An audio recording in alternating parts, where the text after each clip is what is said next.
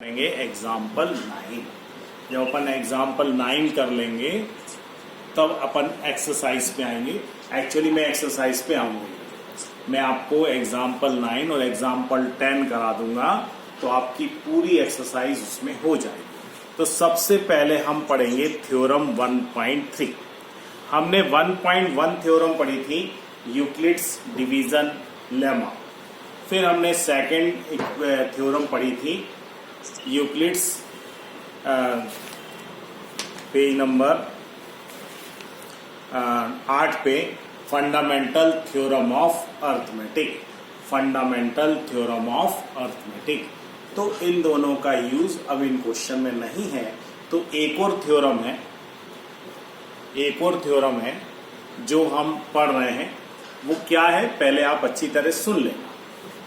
Late P B ए prime number. P क्या है? Prime number है। प्राइम नंबर वो नंबर होते हैं जिनके केवल दो फैक्टर्स होते हैं, है ना। तो प्राइम नंबर P क्या है? Prime number. If a square is divisible by P, then a is also divisible by P. If a square is divisible by P, it means a is also divisible by P. यही theorem 1.3 है और इसका use इस question में होने वाला है, ठीक है। इसलिए आपको ये थ्योरम अच्छी तरह से समझ में आएगा। If a square is divisible by 3 when P is a prime number, then a is also divisible by P. देखो मैं इसको आपको समझाता हूं। सपोज a जो है वो 6 का स्क्वायर, क्या ये 3 से डिविजिबल है? देखो 6 का square is equal to 36 upon 2 that is 12। क्या 6 का स्क्वायर 36 3 से डिविजिबल है? It means 6 is also divisible by 3। 6 2 जा। If a square is divisible by 3, then a is also divisible by 3, है ना। ये थ्योरम है 1.3। अब कोई सा भी नंबर ले लो, 10 का स्क्वायर कितना हो गया? 100। क्या 100 2 से डिवाइड होता है? यस, 50। तो 10 भी 2 से डिवाइड जरूर होगा। If the square of 10 is divisible by 2, then 10 is also divisible by 2। ये हमारी एक थ्योरम है। Let P be a prime number if P divides a square, then P divides a where a is a positive integer। कब? जब a positive integer होगा। तो इस question को बेटा मैं पूरा आपको लिखवाने वाला हूं, तो आप पेन और नोटबुक साथ में रखना, क्योंकि मैं सारी चीजें बोर्ड पे नहीं लिखूंगा। मैं इस क्वेश्चन को सिर्फ समझाऊंगा और फिर आपको इसको मैं पूरा बोल के लिखवाऊंगा। तो लिखना आपको ही, ठीक है। अब प्रूफ क्या करना है? देखो बेटा, सिलेबस में, हमारे सिलेबस में √2, √3 और √5 ही है। प्रूव दैट √2, √3 और √5 आर इरेशनल नंबर्स, लेकिन एक साल 2015 में, √7 भी आया है। एक ही बार आया है, √7 भी आया है, लेकिन उससे कोई फर्क पड़ने वाला नहीं, क्योंकि मैं जब एक क्वेश्चन लिखवाऊंगा तो आपको कोई सा भी क्वेश्चन आप कर लो, तो इसलिए कोई फर्क नहीं पड़ता कि इन 3 या 4 के अलावा भी कोई क्वेश्चन आ जाए तो भी आपको सॉल्व करने में कोई फर्क नहीं पड़ता, ठीक है। अब बहुत ध्यान से बेटा देखना, हमें प्रूफ करना है। प्रूफ दैट एग्जाम्पल 9 है, prove that √3 is irrational number. √3 is irrational number, ऐसा हमको प्रूफ करना है। ऐसे ही क्वेश्चन फाइनल में आता है। इससे ज्यादा उसमें कुछ लिखा हुआ नहीं होता, है ना। इससे ज्यादा उसमें लिखा हुआ नहीं होता। तो इसी से ही हमको समझ में आना चाहिए कि एक्चुअल हमें क्वेश्चन आएगा कैसे। क्वेश्चन हमें आएगा कैसे, ठीक है ना। तो देखो अब इस क्वेश्चन को हम लिखेंगे कैसे और सॉल्व करेंगे कैसे, ठीक है। चलो सब ध्यान से देखो। द फर्स्ट लाइन और मैं लिखवाऊंगा, अभी तो सिर्फ आप बोर्ड पे समझना, पूरा इसमें लिखवाने वाला हूं। Let us assume to contrary that root 3 is rational. पहली लाइन है लेट अस एज्यूम, वो तो आपको पता है कि हमको कुछ एज्यूम करना है, वो तो आपको पता है। क्या एज्यूम करना है? टू कंट्राय, एक लॉ होता है बेटा, लॉ ऑफ कंट्राडिक्शन। मैथ्स में एक लॉ होता है, लॉ ऑफ कंट्राडिक्शन। और लॉ ऑफ कंट्राडिक्शन ये होता है कि हम पहले क्या करते हैं, नेगेटिव बात ही मान लेते हैं और फिर बाद में हम अपनी ही बात को गलत प्रूफ हो जाती है हमसे, हम अपनी ही बात को गलत प्रूफ कर देते हैं कि जो हमने कहा है वो ओवरलेप हो रहा है, मतलब जो हमने कहा है वो हम कर नहीं पा रहे हैं। इट मीन्स कि जो आप कह रहे हो वही सही है ना। तो that is law of contradiction, that is what, law of contradiction. तो उसका हम यहां पर यूज करने वाले, उसका हम यूज, इसलिए हम लिखते हैं let us assume to contrary that root 3 is rational. हमने ये मान लिया कि चलो ठीक है, हमें क्या प्रूफ करना है कि रूट 3 इरेशनल है। तो हमने कहा नहीं नहीं, रूट 3 इरेशनल है ही नहीं है, वो तो क्या है, रेशनल है। और हम क्या करेंगे, हम रेशनल प्रूफ नहीं कर पाएंगे। जब हम रेशनल प्रूफ, उसी का ना बाद में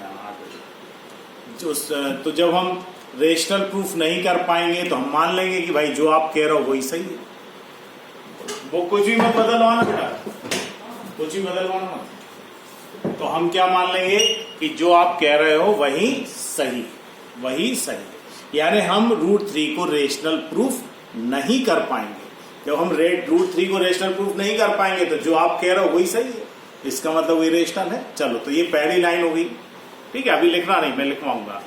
that is we can find integers a and b, that is we can find integers a and b where b is not equal to 0, है ना। अब इसमें ही मैं पूरा लिखवाऊंगा। That is we can find coprime, that is we can find coprime. एक नया शब्द आ गया, को प्राइम, ठीक है। एक नया शब्द आ गया को प्राइम, और एक नया शब्द है इंटीजर। तो इंटीजर तो आपने पढ़ा है, यहां पे अपन समझते हैं को प्राइम। तो इंटीजर मतलब राउंड फिगर के नंबर, नेचुरल नंबर जैसे, है ना। लेकिन नेचुरल नंबर केवल पॉजिटिव होते हैं और इंटीजर पॉजिटिव और नेगेटिव दोनों होते हैं, है ना। इंटीजर, ठीक है। तो ए और बी हमने कैसे चुने हैं? ऐसे चुने हैं कि जो इंटीजर है मतलब राउंड फिगर में है, मतलब डेसिमल में नहीं है, पहला। और को प्राइम है। को प्राइम का मतलब होता है जिसमें कोई भी कॉमन फैक्टर नहीं हो अदर देन 1। जैसे मैंने लिखा 2/6, क्या 2 और 6 को प्राइम है? बिल्कुल नहीं है, 2 और 6 को प्राइम नहीं है। देखो 2 से कैंसिल करो, क्या 1/3 बचा? क्या 1/3 को प्राइम है? यस, 1/3 को प्राइम है, क्योंकि इसमें 1 के अलावा और कोई भी कॉमन फैक्टर नहीं, 1 के अलावा और कोई भी कॉमन फैक्टर नहीं। तो ये को प्राइम वो नंबर्स होते हैं जिसमें 1 के अलावा और कोई भी कॉमन फैक्टर नहीं, ठीक है। यानी a एंड b आर को प्राइम नंबर्स, को प्राइम इंटीजर्स। a और b क्या है? को प्राइम इंटीजर्स। चलो आगे पढ़ते हैं। फिर क्या हम रूट 3 को a/b के फॉर्म में लिख सकते हैं? बिल्कुल लिख सकते हैं। जब हमने मान लिया कि रूट 3 रेशनल है, जब हमने ये मान लिया कि रूट 3 रेशनल है, जब रेशनल होगा तो a/q के फॉर्म में लिख सकते हैं। तो हमने लिख दिया a/b, ठीक है, यहां तक कोई दिक्कत। Squaring both side, squaring both side, both side. तो रूट 3 का स्क्वायर क्या हो जाएगा? 3। ये क्या हो जाएगा? a²/b²। b को इधर ले जाओ, 3b² is equal to a²। So b² is equal to क्या हो जाएगा? a²/3। समझ लो कोई कंफ्यूजन है क्या? √3 is equal to a upon B. क्यों? क्योंकि √3 को हमने क्या माना है? रेशनल। स्क्वायरिंग बोथ साइड, तो √3 का स्क्वायर 3 हो जाएगा, a का स्क्वायर a स्क्वायर हो जाएगा, b का स्क्वायर b स्क्वायर हो जाएगा, b स्क्वायर इधर चला जाएगा, 3b square is equal to a square.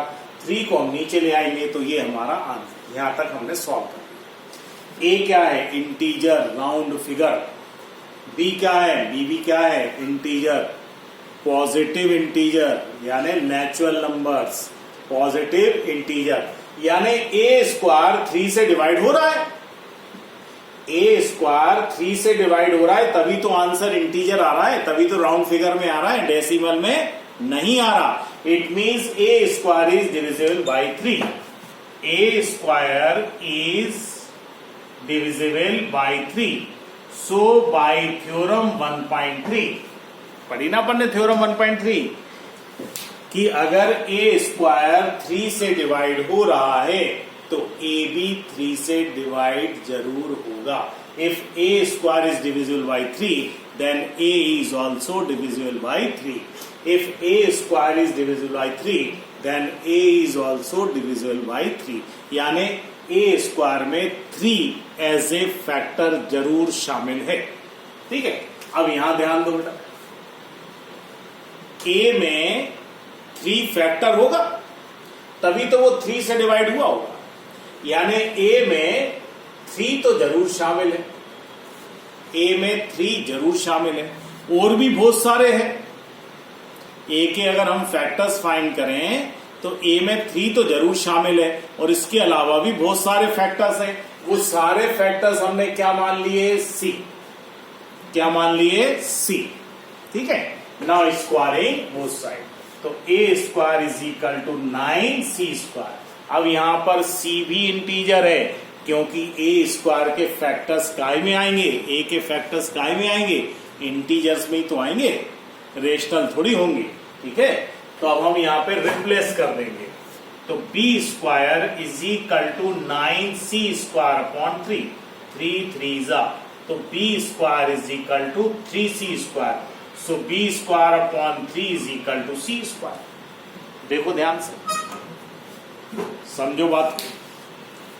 क्या b इंटीजर? क्या c भी इंटीजर? c इंटीजर मतलब राउंड फिगर में आंसर आ रहा है। कब आएगा राउंड फिगर में आंसर? जब b में 3 के एक फैक्टर होगा, जब b स्क्वायर में 3 एक फैक्टर होगा। And if b square is divisible by 3 then b is also divisible by 3 by theorem 1.3. By theorem 1.3. If b square is divisible by 3 then b is also divisible by 3. इसमें इसका मतलब क्या हुआ? इसका मतलब ये हुआ कि a में एक फैक्टर 3 है और b में भी एक फैक्टर क्या है? 3 है। जबकि हमने सबसे पहले क्या कहा था? हमने सबसे पहले कहा था कि a और b को प्राइम है, यानी a और b में कोई भी कॉमन फैक्टर नहीं है। a और b में कोई भी कॉमन फैक्टर नहीं है। और अब हम क्या कह रहे हैं?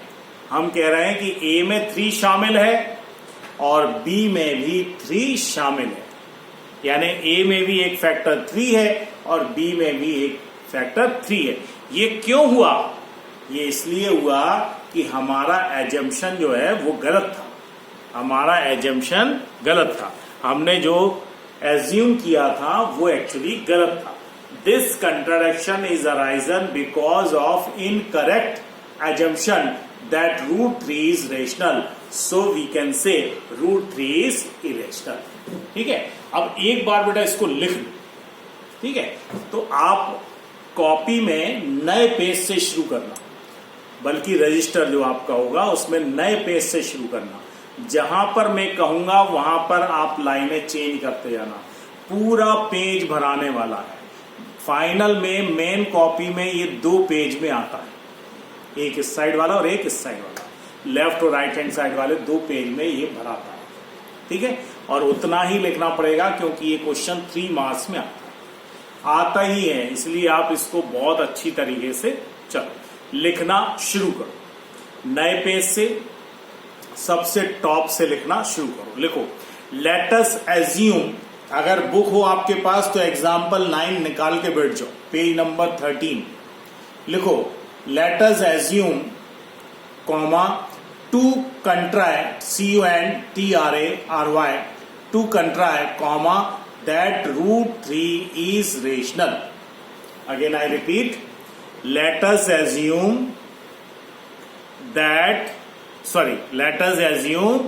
to the contrary that √3 is rational. √3 is rational. अब यहां पे मैं थोड़ी सी लाइन कम लिख रहा हूं, इसलिए एग्जाम्पल 9 थोड़ा बड़ा है, मैं उसको छोटा कर रहा हूं। तो लिखो that is we can find, next line, that is we can find coprime, that is we can find coprime integers a and b bracket में लिखो where b is not equal to 0, where b is not equal to 0। ठीक है, यहां तक लिख लिया। Next line में ये लिखो √3 is equal to a upon b, √3 is equal to a upon b, √3 is equal to a upon b। फिर अगला लिखो squaring both side, squaring both side, squaring both side. फिर लिखो 3 is equal to a square upon b square. फिर next line लिखो 3b square is equal to a square. फिर next line लिखो b square is equal to a square upon 3, b square is equal to, आप screenshot भी लेकर रख लेना, b square is equal to a square upon 3। और यहां bracket में लिखो, ब्रैकेट में हम थ्योरम लिखने वाले हैं। क्या लिखोगे? ब्रैकेट में लिखो this means that a square is divisible by 3, this means a square is divisible by 3, so by theorem 1.3, so by theorem 1.3 a is also divisible by 3। क्या लिखवाया मैंने?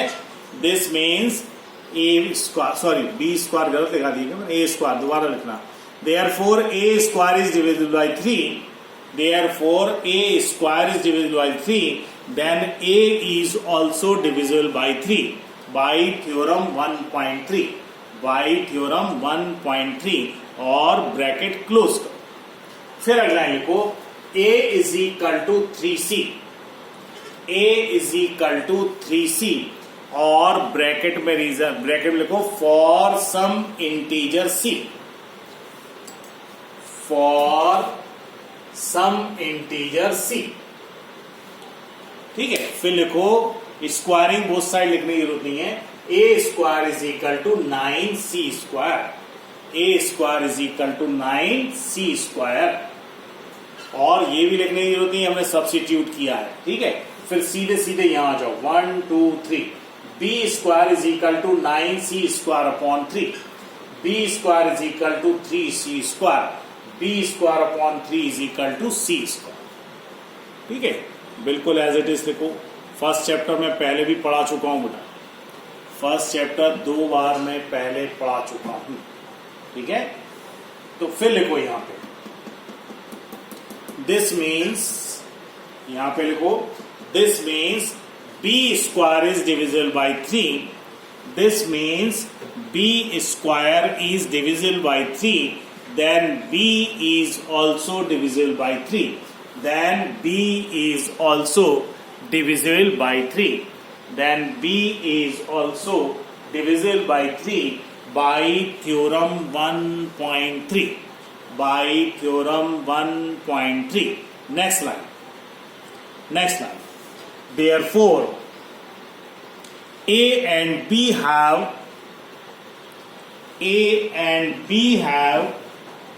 therefore a and b have at least, therefore a and b have at least 3 as a common factor. 3 as a common factor. Therefore, A and B have at least 3 as a common factor. Next line. But this contradicts. CONTRADICTS that the fact that A and B are co-prime. That A and B are co-prime. ये तो contradiction हो रहा है. Contradiction क्या हो रहा है कि हमने क्या कहा था पहले, ए और बी क्या है, को प्राइम. ए और बी क्या है, को प्राइम. तो ठीक है, तो क्या लिखा अपन ने, but this contradicts the fact that A and B are coprime. That A and B are coprime. अगली line, this contradiction has arisen. Next line लिखो, this contradiction has arisen because of our incorrect assumption. This contradiction has arisen because of incorrect assumption that root 3 is rational. That root 3 is rational. ठीक है, तो last line लिखो, therefore root 3 is irrational number. Therefore, root 3 is irrational number. Hence proof. Hence proof. बेटा ये पूरे register का पूरा page भराता है, मेन कॉपी की 2 पेज भराते हैं. अब देखो, अब अगर मैं कहूं कि रूट 2 प्रूफ करो तो जहां जहां 3 लिखा है वहां क्या लिख दोगे, 2 लिख दोगे. अगर मैं कहूं रूट 5 प्रूफ करो तो जहां जहां 3 लिखा है वहां क्या लिख दोगे, 5 लिख दोगे. अगर मैं कहूं रूट 7 तो आप जहां जहां 3 लिखा है वहां क्या लिख दोगे, 7. तो होमवर्क नोट करो सब जने.